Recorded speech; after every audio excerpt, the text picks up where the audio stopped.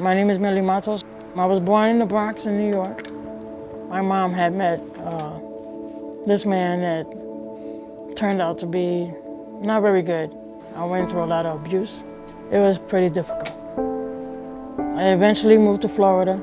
I had a job for 7 years at the airport, and I lost it and lost my place. I had nowhere else to go. I just became homeless. It was terrifying being out there. I think one of our biggest dilemmas out in the Palm Beach area is that there are many homeless people, and Goodwill helps get these people off the streets and provides them with opportunities that they wouldn't find without the help of Goodwill. Goodwill helped me out and given me another place to stay. I first started at this halfway house with the women, and then as I got my job at Goodwill, I was able to move and get my own place, which felt great. It felt real good. I just came from work and just parked my bike, and this is my home. Millie is currently an e-books processor. She is a very great worker, and Goodwill sees that in her. Goodwill helped me out a lot in doing what I need to do to get myself back together. It was all thanks to Goodwill for giving me the opportunity to get back on my feet. So I became homeless in 2016 because, long story short, I did not have a vehicle at the time. I was going to school full-time, 6 classes per semester usually. I was also getting grants and scholarships that I lived on and working part-time. With that being said, basically the one semester my grants and scholarships didn't go through in time, and that's how I paid my rent. So with that being said, I had about $1,100 to my name, so my option was either pay rent or pay tuition, and I chose to pay tuition. When I made the decision to become homeless, I kind of had a little time to prep for it, so I grabbed a backpack. I had 1 change of clothes, and I had my books for school. I chose to sleep on top of the Sears building primarily because I was safer there.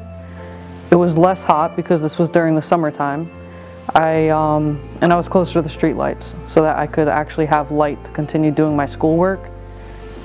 I had a professor who realized I was wearing the same clothes every single day. I ended up speaking to my professor, who connected me to the counselors at Palm Beach State College. The hardest part of going from homelessness into housing is learning to readapt, kind of following structure, following rules, participating in the programs and things like that, because even though I was only homeless for 3.5 months or so, you almost become adapted to that way of living. So from there, it was really, once I got grounded, it was more about continuing what I started. The reason I became homeless was to continue my education. So my next step there was I graduated Palm Beach State with my associates in criminal justice. I continued my education for business management. When I got into my first home again, it was a surreal experience. I legitimately cried when I saw a lamp for the first time in a bed, because when I was homeless, I had an old sheet that I had used and obviously had no way of washing for over 3 months. And I wove a mat out of palm fronds that I put under the sheet to help absorb the heat on top of the roof. So just to have clean sheets, a bed to sleep in, light to do my homework in, and a place to wash my clothes and take showers regularly in. It was a very surreal experience, and really just having people that believed in me.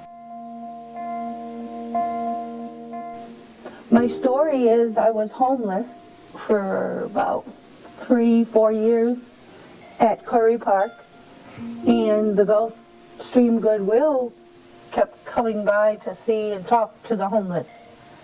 And I took an evaluation. They had procedure, and I followed through, and they got me a apartment right from the street, and it saved my life because I was seriously ready to give up on life. And they put a roof over my head, no pressure, but they visit me once a week to see if I need any more assistance, if I need help, if they can help me get a job. They're wonderful, and without them, I'd probably be dead, and that's a fact.